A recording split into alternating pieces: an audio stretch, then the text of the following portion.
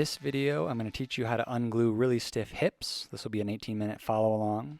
You'll need a few tools, a lacrosse ball, a roller, and the hip stick if you have it. This is going to open up your hips for squatting. It's also going to help you do the splits, or if you're an athlete, it'll help your sprinting, your running. And it might even help you get something as cool as the middle splits. So let's jump right in. Exercise 1, we're going to roll or smash your quads. Call it the steam roll, the quad steam roll. What I want you to do is go very slow. I'm talking Austin Powers steamroller slow. No rush, wiggling back and forth. Only arch your back if it's comfortable for your low back. For me, it's fine, but people with a sensitive low back might not respond to that. If you want to up the intensity, do one leg at a time so all of your weight is balanced over top of one leg. You can get the front of the quad, you can roll all the way out more towards the IT band, the lateral leg. I will warn you, it's a bit gnarly, a bit intense, but if you can relax into it, it's very, very effective for freeing up the hip mobility. One little tip is to breathe and become dead weight. A lot of people don't become dead weight, they don't drop, they don't relax. But when you do, it's a lot better. You can also stack your legs one on top of the other for more intensity, more pain, more awesomeness, if you can tolerate it. We're not trying to torture ourselves, but we are trying to get deep. And then we switch to the other side, making sure you always do both sides. And notice that the more points of contact you have, the forehead, the elbows, the knees, the body, the more relaxed you can be. So try to get lots of points of contact so you can fully drop, fully relax, fully release. And then if you roll to the side, double stack those legs again, you'll get that IT band awfulness, which actually a lot of people don't know. Freeing up this IT band hamstring, IT band quad interface can really improve hip external rotation. So wiggle side to side and unglue that interface, or you can steam roll up and down as you were doing before. Once you get both sides with that, you're going to switch to exercise 2, which is some kind of mobility ball like a lacrosse ball on the glutes to release the glutes. It's ideal to put a pillow underneath your knee. I'm using my hand because I didn't have a pillow at the time, but a pillow would be ideal for you. Or you can pin and stretch, where you pin down a spot in your glutes and then pull your knee towards your other knee, which will break up stuck fascia. This is an ART, active release therapy technique, pin and stretch. There's no wrong way, you just want to wiggle around and explore. Notice I've got my eyes closed the entire time so I can really tune in to what I'm feeling in my body. To go a little deeper, you can use the hip stick on the glutes. Again, it would be ideal to prop up that knee with a pillow. But the diameter of the hip stick allows you to get in there a little bit more. But use your free hand to stabilize the hip stick on the other side. Its advantage is it's more maneuverable, but the disadvantage is you have to stabilize it with your free hand. Keep lifting up and placing those lateral hip rotators back on the hip stick to get different spots that you may need, and then switch sides. Starting with the lacrosse ball again. I like to start with the lacrosse ball because it helps me find the spots, and then the hip stick helps me go deeper to release the spots. You could put a pillow under that knee, or just your hand if you have it. I'm using the pin and stretch technique here again.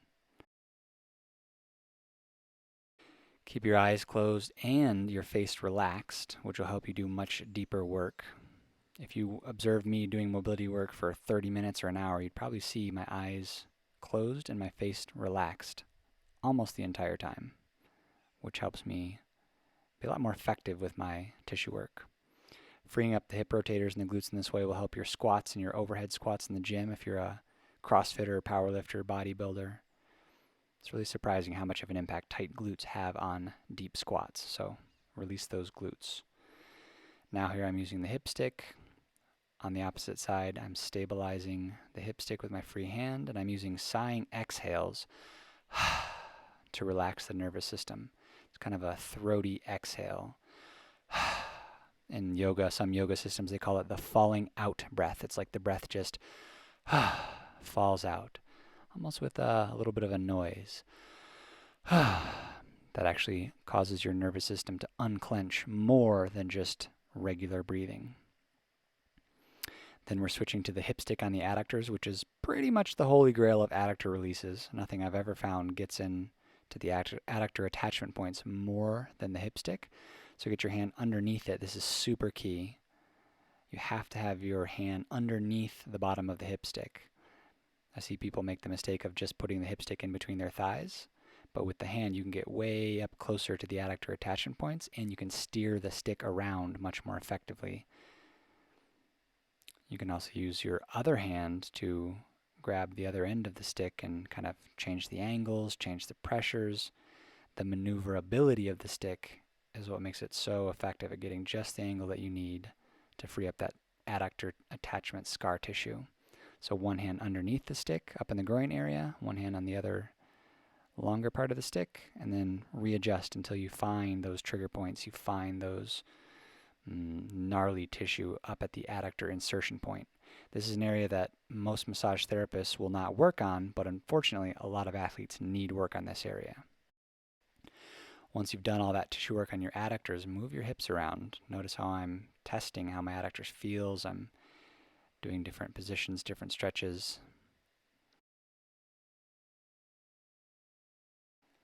One other little trick is to use micro vibrations. So you put the stick up in that adductor area and you kind of like shake or pulse the hip stick, which will help it to kind of, it's the same principle that all the fancy massage guns work on. Vibration causes things to feel a bit safer, feel a bit more comfortable, get your muscles to relax. So use that vibration principle on your own. And if you free up these adductors to the nth degree, it'll really help your pancake splits and your middle splits. In fact, this is probably the most effective tissue work exercise that I like to do prior to my middle splits and pancake splits training, because it really makes that sort of outer hip pinching sensation that a lot of people complain about when they try to do the middle splits. This exercise prior to the middle splits makes it much more comfortable. You can also arch your back with an anterior pelvic tilt, which exposes some gunky areas in the adductor hamstring junction. So when you're doing this adductor tissue work with the hip stick, play around with different pelvic tilts, arching, rounding, and then retest your groin flexibility with the positions that I'm doing, or butterfly stretches, or even a squat position. You'll notice that you can get your knees out a lot more, which will help you get a much deeper, better, more upright squat. Next up, we're going to move on to the stretching portion of this follow-along routine. Doing tissue work before you're stretching makes the stretching and the mobility work that you do after 2 to 3 times more effective, so don't skip the tissue work prior to the stretching. But when you're ready for the stretching, we're going to go to exercise 3, down dog for your hamstrings. Kind of loosen up that posterior chain, which helps your forward folding and your deadlifting and squatting and lunging and all kinds of other activities. Athletes need hamstring range of motion. And then we're moving on to a forward fold. Notice how I'm wiggling, prying, tuning in with my muscles. It's very dynamic. There's no just holding one static, lifeless pose. There's bouncing and wiggling. In fact, this is called hamstring ballistic stretching, of which I have a 45-day program. The ballistic stretching helps me to nudge my end ranges farther and farther. And then this would be building strength with length.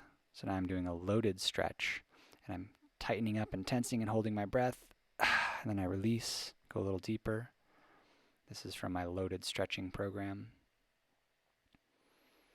All of that is a good hamstring release, and you can test your hamstring flexibility with the pike. It also tests your compression strength, which is something that gymnasts and CrossFitters need a lot of. And then we're moving on to exercise 5, the lunge stretch for hip flexor flexibility. Notice my hand position. Notice that I'm reaching up and side bending at the same time, wiggling forward and back. These little micro movements and these tucking of my pelvis make a huge difference in how this stretch feels. So I'm reaching to the sky, doing a micro side bend because it's comfortable on my back. For other people, this side bend wouldn't be so comfortable, so do what works for your body.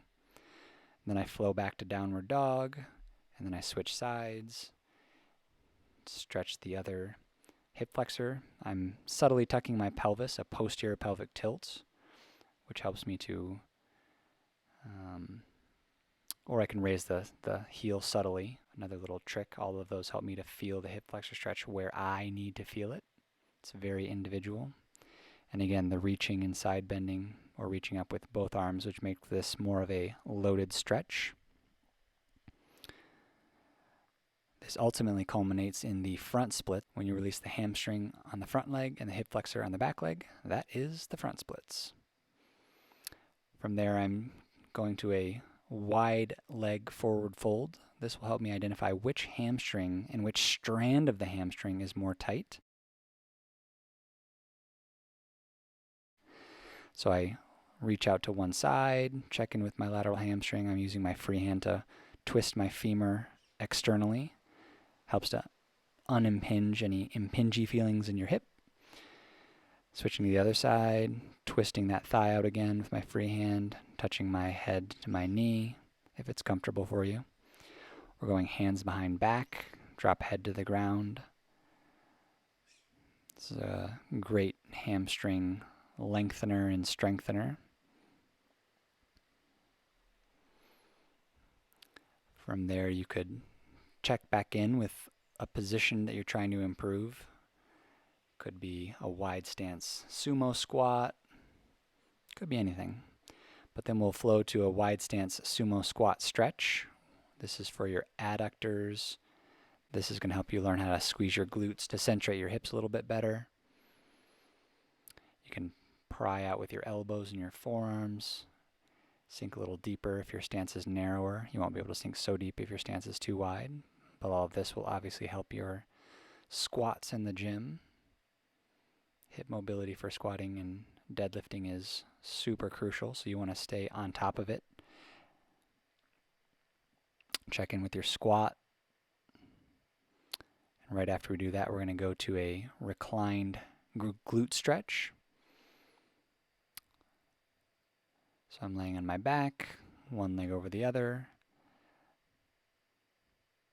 grabbing my shin, pulling everything towards my chest. Should feel a nice deep glute stretch here.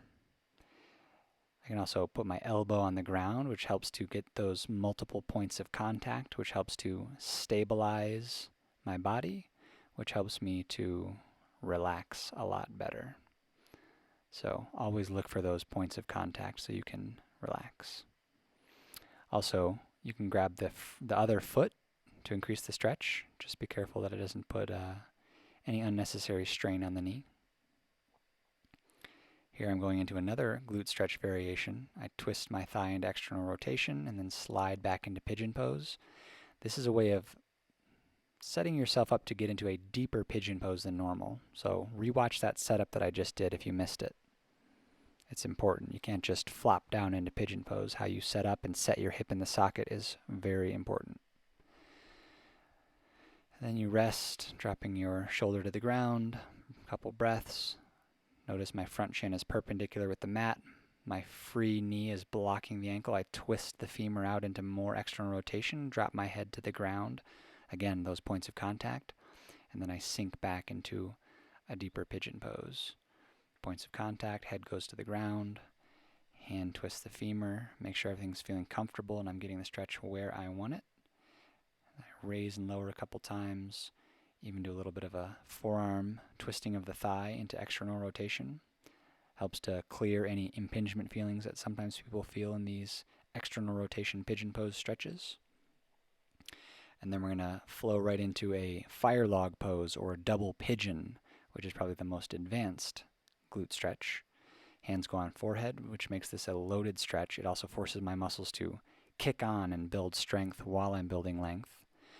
Notice I cock both of my toes up towards one another. When you keep your toes flexed in this way and everted, flexed and everted, this protects the knee from getting strained or tweaked. So pinky toes up towards the knee. The shins can be parallel or not. It really depends on what's comfortable for your hips. Parallel would be a little more intense, a little more external rotation demands on each hip, but use whatever feels best for you. And then again, just casually and smoothly flowing through another downward dog. This is kind of like a nice home base to come back to regularly, to check in with your hips before you flow to the next exercise. This looks almost like the hip flexor stretch, but now we flex the back knee, pull the heel to the butt, rest the shoulder on the thigh. Requires a little bit of balance, but it's a really killer quad stretch. You can also put the hand on the ground if you need a little bit more points of contact, more balance.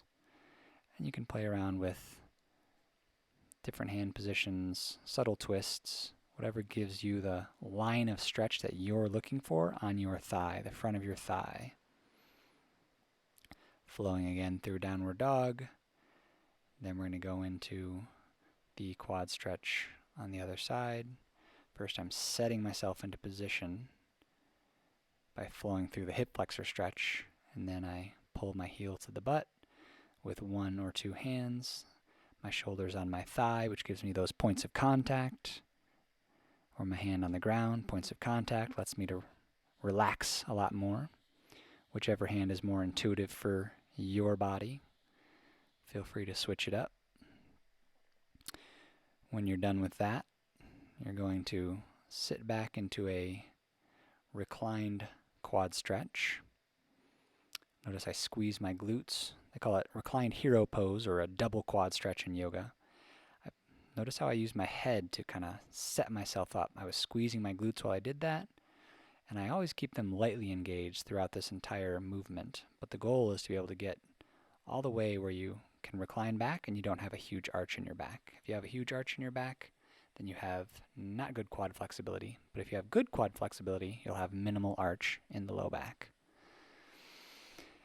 And then again, I'm going to check in with just a little hamstring stretching, a little sort of final wiggling around, testing my squat for the final squat check-in.